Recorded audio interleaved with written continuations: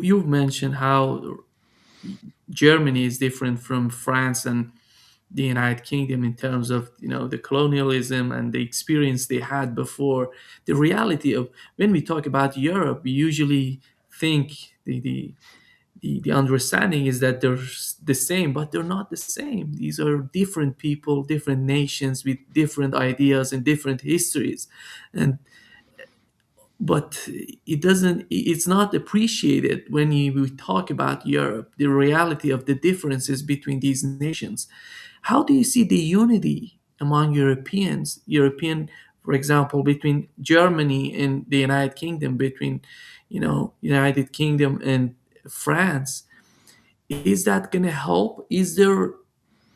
Are we going to see somehow big differences when it comes to how to confront the United States, how to make the United States understand, what Europe is sacrificing and has been sacrificing so far? For that to happen, Nima, first, European leaders have to be honest and come clean with their people. And I'm not sure they're ready to do that because that would take quite a lot of character, courage, intellectual gravitas. These are all things that the current European leadership don't possess because there's a level of mediocrity that has been promoted during this sort of unipolar era in Europe that has resulted in probably the most vapid, underqualified, just ridiculously mediocre political leadership coming into place, again, under the U.S. kind of umbrella. But the reason this is a problem for Europe is because as the EU advanced as a political project and it overtook the economic union, which made sense for everybody in terms of Schengen, common market, a lot of prosperity resulted in this. But then the problem is with the EU political union. You're seeing the real extreme end of that with the European Commission now sanctioning people for having political views or saying things that they deem to be Russian propaganda, like Jacques Bau, for instance, and others, Natalie Yam, and these people whose cases you're familiar with. That's the extreme end of the European political project. That's quite oppressive and Soviet in its nature and fascist. So, but Europe does. The problem is member states slowly, as Brussels harmonized with NATO, then slowly, gradually, European countries no longer had independent foreign policy. And I think the big change here, and this is now interesting, because the important change was when France re-entered NATO in 2009 with Nicolas Sarkozy, and I believe that was done in preparation for the takedown of Libya, which France ran point on for that operation. And I don't think NATO could not have done that without the French, in my opinion. And it had the level of support in Europe and also the military and political games that were going on between France and Libya in advance of that, okay? So that was a big change. France had an independent foreign policy. It was out of NATO until 2009. And now you can see there's been a petition which has been launched by a French MP this week, which is filing for France to withdraw from NATO Central Command. This is Clémence Goueté, French MP, who has filed this petition this week. Now, it might not result in anything significant yet, but this would be unheard of just 6 months ago or a year ago. And now here it is. So the French Republican or, de Gaulleist thinking and in terms of statecraft and Republican values, French Republican values, coming back to the fore as a result of the United States exposing itself as being quite bellicose and caustic in its relations with the European partners. So all these things come at a cost for the U.S. It's just that the conservatives are not very bright. Republicans are completely clueless when it comes to international relations. So that they're in the process of dismantling the UN And that's what the Board of Peace is, ultimately. It's a runaround around international law, this Gaza Board of Peace thing by Trump. And also, obviously, to cover the fact that the U.S. is a co-belligerent with Israel in an ongoing genocide. I mean, it's inconvenient. They're attacking the International Courts of Justice. They're sanctioning the ICC. They're sanctioning members of the UN, like Francesca Albanese. Okay, so this is, and talking about, oh, international law is finished, like Stephen Miller. This is about the power, the will to power is using all these sort of fascistic tropes and terms about a Hobbesian world, and this is the world that the U.S. will rule over the globe, and so by doing this, they're pulling the rug out from under the United States has very carefully through multilateral institutions managed to dominate and control and manage the world or the world order, the rules-based international order through all of these institutions. I mean, look at the WTO. That doesn't look like such a bad arrangement at the moment, does it? But that was allowed to basically fall to pieces, and nobody pushed back immediately on Trump's initial tariff wars, okay? But if you look at that and you think it's creating mayhem, market uncertainty, it's creating stagflation for a number of countries that are on the wrong end of these tariff wars, okay? WTO all of a sudden is looking like this great bastion of stability. And then people say, that's why we created this institution in the first place. There was unprecedented prosperity globally as a result of the harmonization of trade and relations during this period of the last 30 or 40 years. And Trump is trying to undo it, dismantle it within a period of 12 months. And you can see the results. The markets will react. The markets will react. You can say all you want in politics. You can have all the tropes you want. Look at Brexit. Brexit was all about this sort of revanchist, reclaiming the glory of the former empire, and the British economy tanked after Brexit. Literally, the pound looked like George Soros had just basically attacked it for like years on end. I mean, that's the sort of thing that happens to third world countries, to watch your currency go down 10% overnight. And your SME, small to medium-sized business sector is decimated. And meanwhile, all people have left is to fly the British Union Jack or the Cross of St. George, because that's all you're left with is boomers flying these flags. It's the same in Europe. They're flying an old flag of European hegemony and European dominance of the last 1,000 years. The problem is half the world has moved on from there. And that's the difference. And Europe is in a prime position, Nima, right now. Solve all of their problems with the U.S. If they want, they just have to turn east. Just turn east. Russia, solutions. China, solutions. And you could really tell Trump and America to stuff it at that point. It would literally be like this.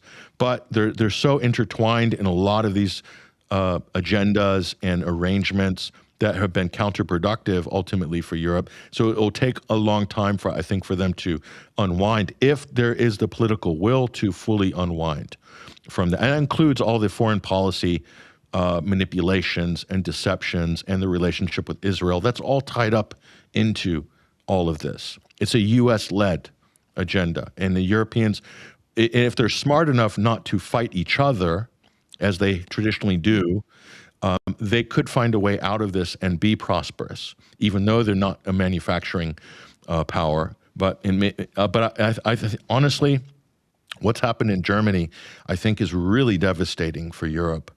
And I don't think they're going to recover anytime soon. So they've really, shot themselves in both feet. And I think the leadership who've allowed this to happen need to be held accountable on a major level. Like something needs to happen. There needs to be a political correction in Europe. Now, I'm afraid if that's going to be a hard right turn, then we might be in a little bit more trouble. If you look at hard right turns in Europe historically, what's that going to, all the garbage and toxicity that comes with that, including racism, anti-immigration, ethno-nationalism. If that's what comes with that hard right turn for Europe, then that's going to be hugely problematic. And so that's why you see people like Elon Musk and the other billionaires that are funding and stoking racial division in Europe. And so that's to the U.S. benefit because a divided Europe, an unstable Europe, it remains vassalized because of these things. And the U.S. has manipulated Europe before, during, and after the Second World War, and I think World War I as well. The United States bankrupted. It pulled such a caper over Europe for the First World War. It got them all in debt, emptied their gold reserves, ended up in Fort Knox, and the U.S. became a world power on the back of the Europeans fighting each other over what, So these old patterns and habits have always been there, and now you're seeing it once again. It's the U.S. capitalist, super capitalist financial class still wanting to prey on the Europeans, and the Europeans being so stupid and so preoccupied with their petty legacy, ethno fights between Western Europe and Eastern Europe, between the Holy Roman Empire and the Orthodox Christian Byzantine East. You can see these fissures are still there. And the U.S. has just become so adept, as the British were for so many years, at hammering these differences. The U.S. thinks they can still play that game, and by doing that, maintain their global empire, but at the expense of the people they claim are their brethren, which are, Europe or white Europe or however you want to categorize that. But now you can see it's the wounds, the gaping wounds are now coming open again. So this is Europe will decide whether it's going to take a constructive and new path forward or whether they're going to fall into old habits. And we'll see. You know what's so tragic when you look at Europe is that every single foreign policy of the United States in this West Asia has hit Europe so hard. In Iraq and Afghanistan, let's go to Libya, then go to Syria, as Syria just happened recently. And the master, the biggest one was in Ukraine. You cannot imagine. Nobody would have expected how devastating the conflict in Ukraine could be. I don't know if the Biden administration was, coordinating that with Europeans, but we know when Biden stood next to German Chancellor Olaf Scholz talking about sabotaging Nord Stream pipeline. Olaf Scholz he had no clue, in my opinion, at those days. He was somehow maybe surprised. He didn't react to what Joe Biden said. But Germany was somehow in the middle of something to happen. They didn't know the scale of what's going on. And after 4 years, you see what Germany is dealing with, the difficulties they're facing right now. And how long they want to continue with this sort of concept. I don't know if you saw the personal message, this private message of Macron saying that we are all in with the case of Iran. Let's go after Iran, but just ignore the case of Greenland. No, this is the same failed strategy on the part of Europeans, and they don't want to understand. They don't want to learn from what has happened so far. No, that text message, and I'm not sure who leaked that. If that was coming from the U.S. or the French, because quite frankly, I don't know who it makes look bad. More than one side or the other. It's hard to say, but I think it just shows the relationship between the U.S. and Europe. Like you said, we're all together on Syria when, we're all together on Iran. We got the U.S. Treasury Secretary, Scott Bessent, coming out openly on his video on X that he released, as well as at the World Economic Forum, saying that he's so excited that they collapsed the Iranian currency and they've collapsed the Iranian economy, and it's caused a lot of suffering. He's really excited about a lot of suffering. So he's admitted in the kind of reckless, ham-fisted way that sanctions are not to change the behavior of governments, that they're to punish the people. They're there from a U.S. and a European point of view as collective punishment. And by doing so, this delusional idea that that will somehow change the behavior of the quote regime. And this is the problem with, you have these people coming into government appointed who are from Wall Street background. They know nothing about international relations. They know nothing about statecraft. They just look at, they've come in there, they've been given the keys to this supercharged, naval destroyer that is the U.S. Treasury, and are deciding to unload on whatever targets they choose. And to them, that's statecraft. To them, that's statecraft. But what they're doing is inadvertently delegitimizing the tools of economic warfare, which they have deployed for decades, in fact. So in terms of the Europeans and, the Olaf Scholz of the world, again, these are like people from whatever professions or small towns in whatever backwater of German province, whatever, all of a sudden they're on the world stage. They're standing next to the U.S. president. They themselves have zero gravitas, zero understanding about anything internationally. And they're really at the mercy of the United States, which is a much more canny and devious state actor. And all the European countries have this problem, which is that Europe is still struggling with their identity issues. They can't decide whether they're a united Europe. They can't decide whether the EU is a superstate or whether the EU is going to be a federal arrangement. And a federal, when I'm saying reserving the rights of individual member states or the sovereignty of individual member states, it's very difficult to have. I mean, it's already difficult, as you can see in the United States. Look at how Trump is attacking the state of Minnesota by deploying 3,000 masked paramilitary soldiers called ICE to go and attack and terrorize the residents of Minneapolis in order to make a political show of force. Okay, so the states feel neutered now. They can't resist the federal overreach or the abuse of federal power. Because states' rights in America have been whittled away by executive orders over the years.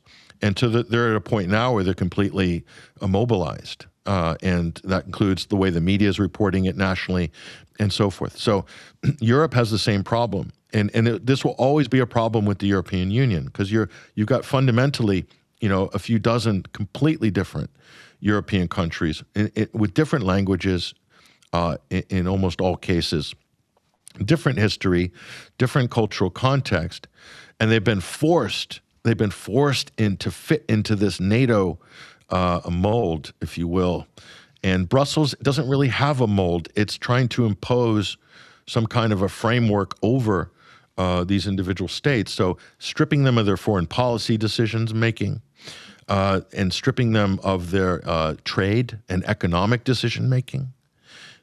Because look, who decided that Europe is going to be dependent on U.S. energy? I mean, that wasn't voted on, but people are paying for it, and they're paying for it economically, socially, and they've mortgaged away the future of European children. Their future adult lives have been mortgaged away by this sort of aging boomer class that's obsessed with accumulating and safeguarding their own personal wealth nest eggs. Okay. They've committed future generations to increased poverty and increased less independence, less free speech.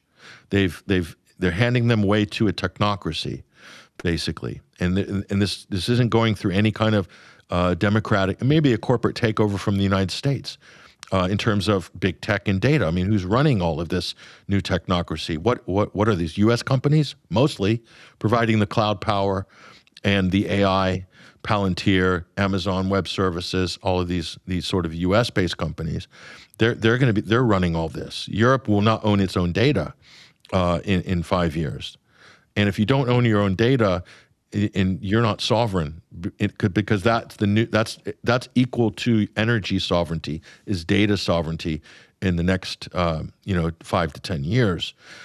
So these European leaders it's. Back to your original question, Nima, and I'll round this out. Europe has always struggled after the Second World War.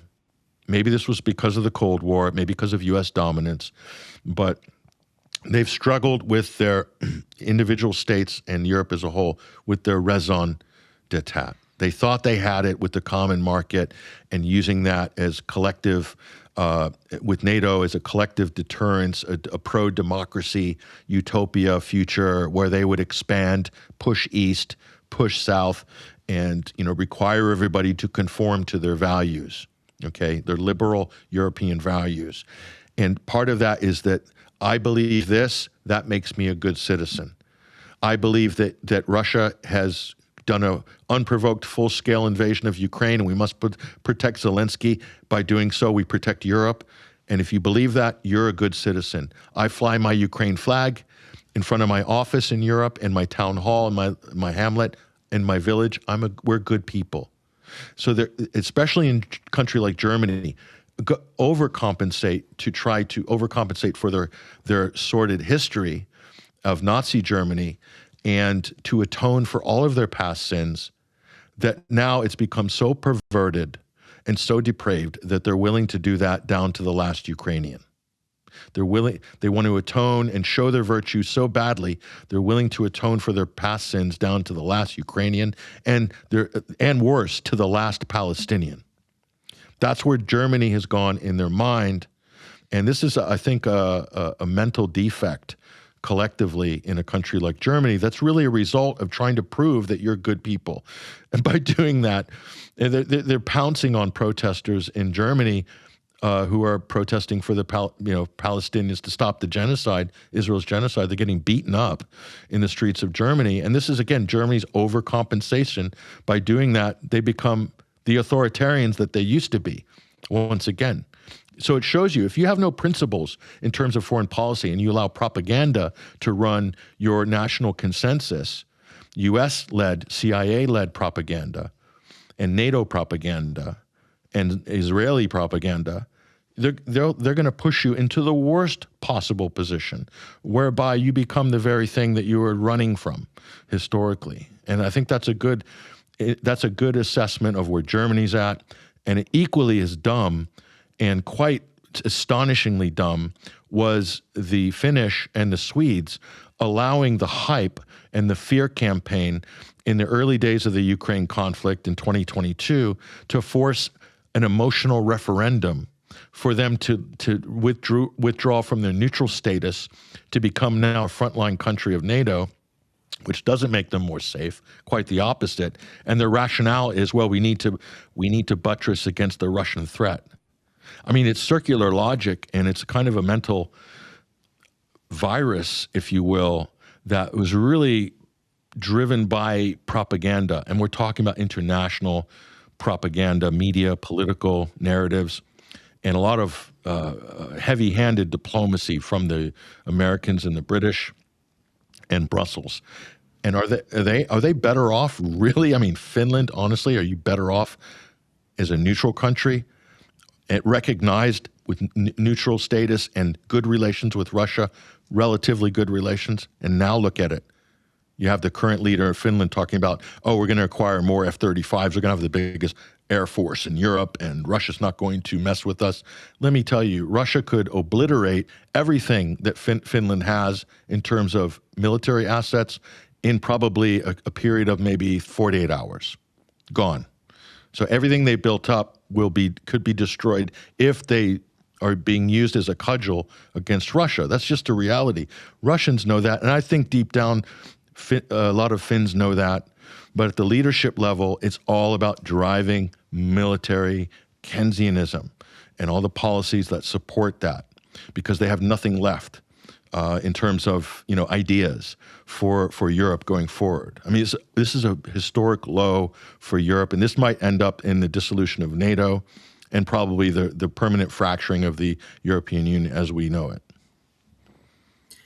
Patrick, shifting gear a little bit to what's going on in the United States under the Trump administration. After 1 year, we see, you've mentioned the case of Minneapolis and what's going on with the Trump administration trying to force people into what they want them to, the way they want them to behave. And what is your understanding of Donald Trump's policy in the West Asia? We were on the verge of a new war. We're still on the verge of new war here in Iran. They're preparing. You see a lot of weapons moving all around the country.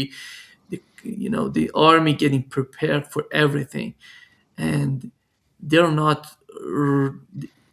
with whoever you find to talk with, Iranian officials, they're mostly saying that they're prepared. They're getting more prepared to fight the United States. But after all, what does the Trump administration or Donald Trump himself want from a war, a new war with Iran? I think it's not so much what Trump wants; it's what Israel wants. And Donald Trump does. The U.S. does not have, as far as the Middle East goes, the United States does not have an independent foreign policy. Okay, the White House is under the control of a foreign government. There should be no debate about this. The United States cannot really make a decision or make a move without the okay from Bibi Netanyahu, the Prime Minister's office in Israel, who then speaks through the Israeli lobby and the billionaire class in the United States, and they own the president. And he put himself up for sale to these people, and then he basically at that point doesn't really have any independence. So they've captured him. They've captured him. They've captured his family as well. Okay, so there's very little Donald Trump can do independently with regards to Iran. The only thing that can happen is if there is a glimmer of logic or common sense coming through Trump's head and his administration, it's only really going to be influenced by strategic considerations. For instance, is it the right time to attack Iran? Should we wait? Should we go now? Should we use nuclear weapons? Should we not? Should it only be conventional? These are the only things that can delay that. Now, delaying isn't bad, Nima. Delaying is still positive for I think everybody in the world, because when you delay an agenda, it means you have to recalibrate the agenda because things change in the interim going forward. So, and also political realities can change in the United States, just like political realities can change in Israel. So Israel and the U.S. are not immune from political internal realities, just as the pressure they're putting on Iran creates tension within Iranian society and in their political economy. The same is true for the boomerang effect of the actions of the United States and Israel. So, but with regards to the U.S., I think it's already been decided. They have multiple scenarios they've already agreed on in terms of waging a war against Iran. But a lot of these are problematic because normally the U.S. is very careful historically, including Trump, not to attack or hit too hard against anybody who can strike back. Now, there's very few countries that fall into that category. I would say Russia is one obvious one. You have to be very careful. They've done all these covert strikes, very deceptive, very dirty and underhanded, what the U.S. has done and the British through the Ukrainian sock puppet regime, drone attacks, trying to kill President Putin. I mean, the cost of this might come due at some point. That bill might come due for the U.S. and the European countries for involving themselves in those sort of dirty terrorist attacks, assassination attempts, and so forth against a major nuclear power. It's very stupid of them to do that, but we'll see. So, with regards to Iran, the United States has to weigh this out because Iran is one of the, like Russia, like North Korea, is maybe one of the few countries that have the potential to strike back. And the U.S. doesn't like bombing or hitting too hard anybody that can hit back because it can't. The U.S., for all of its power, the public is so soft and so porous in terms of its, and so insecure in terms of its patriotism, that if a couple of U.S. soldiers end up dead on TV, literally the country goes into a fit. But the country has no problem if they vaporize 100,000 people in some foreign country. That doesn't affect Americans emotionally. They're just immune. But if even one, if they get a few, they lose a few soldiers, it becomes a political crisis. To see a Black Hawk helicopter go down in Somalia was a huge traumatic event in America. Black Hawk Down, that scenario. I mean, literally, it gives Americans nightmares because it punctures this illusion of invincibility that Americans are raised with through school and are propagandized from birth to believe that America is this invincible power. And it is invincible, but you can't, compared to other countries, relatively, it may seem invincible, but you can only hold that idea in your head concurrently with an idea that the U.S. is a force for good in the world, you see. So what good is invincibility in your mythology, your national mythology, if it doesn't coincide with some goodness in the world, like America is this shining city on the hill, as George H.W. Bush, 1,000 points of light. You need that's the other side of the mythology. The Trump administration, they don't believe in that side. They think you can just be a force, but you don't have to be a force for good. You just have to be a force, you see. And that's, in international relations and world history, this is the kiss of death for any empire. And so from that point of view, I don't know what Trump's going to do with Iran and West Asia. I think they could play this hand out for a number of years going forward. They could do probably periodic infrastructure strikes and attempted leadership decapitations against Iran. No doubt that's being considered right now. This could happen in days, as you know, in weeks. But it would be a series of attacks over the course of years, a year, maybe two, maybe three. As they've shown with Syria, Nima, they're not going to give up after 15 years. Because Israel dictated U.S. policy on Syria, you see. And by the way, they wouldn't have been able to collapse Syria without repeated Israeli airstrikes over a dozen years, thousands of air sorties. Israel, and so people who aren't familiar with the Syrian conflict, Al-Qaeda and ISIS didn't have an air force. Israel was the de facto air force of Al-Qaeda and ISIS in Syria over that time. And they hit targets just as if ISIS and Al-Qaeda had their own air force. They coordinated with them. They hit targets. They disabled airports. And it really helped to enforce sanctions as well, obviously not allowing goods, controlling borders, ISIS, the Iraqi, Syrian border, blowing up Aleppo and Damascus airports, never allowing them to come online and blocking trade routes, then enforcing sanctions between the U.S. and EU.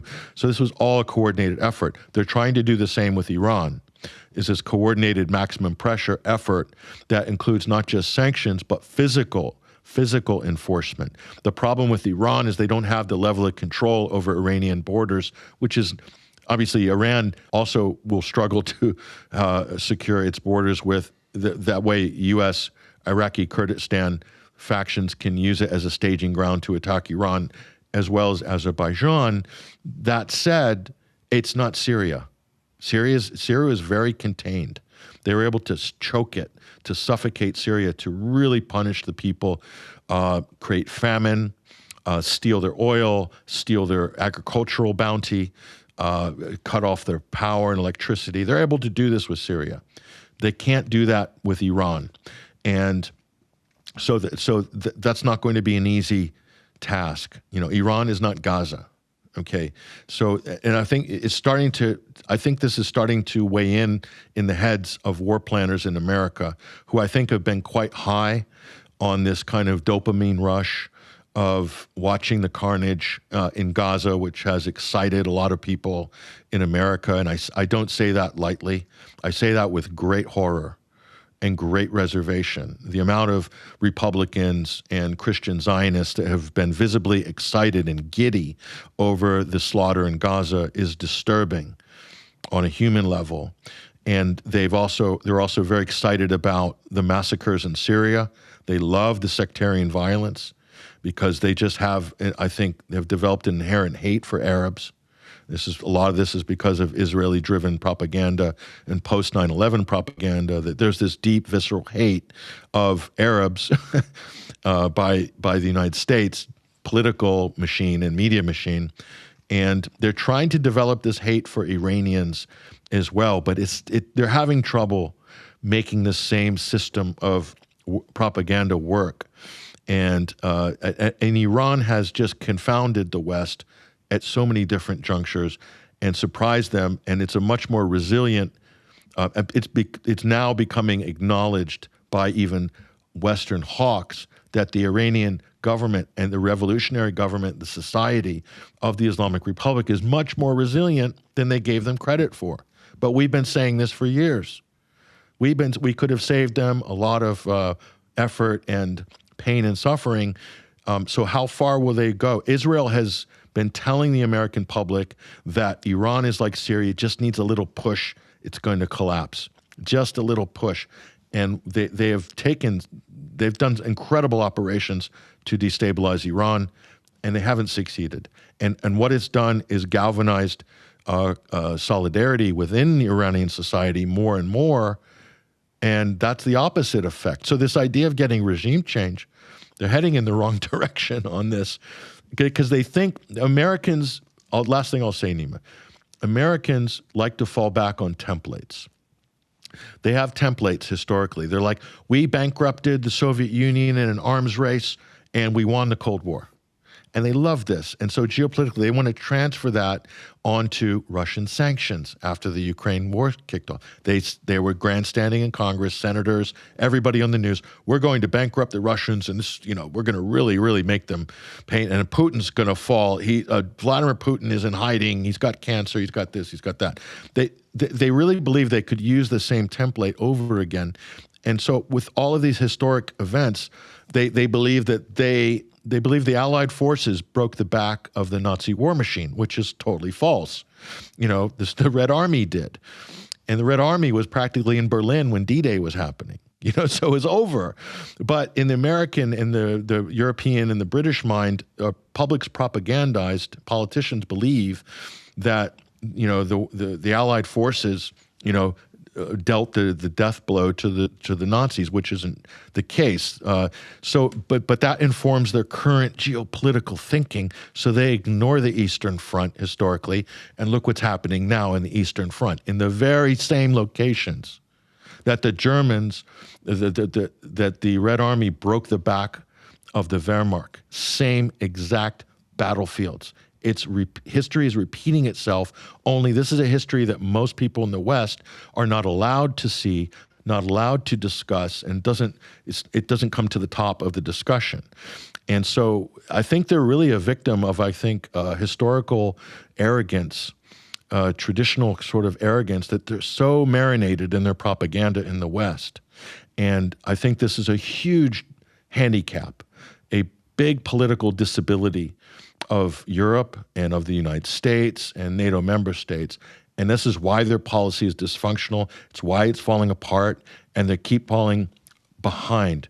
Their errors are compounding, and they're having to double up with more extreme positions and measures in order to backstop what is effectively a fundamentally flawed view of their place in history and their place in the present moment and what's actually happening, and also just disregarding and dismissing Russian, Iranian sovereignty, or Iranian innovation, Russian innovation or capabilities. That totally disregarded it because, again, people in the West are heavily propagandized for self-aggrandizement, that they are the cultural and civilizational hegemons, and that governs their thinking. And unfortunately, this is governing foreign policy and economic policy. And I think it's a huge mistake on the part of the West to not acknowledge the realities of the changing present-day world.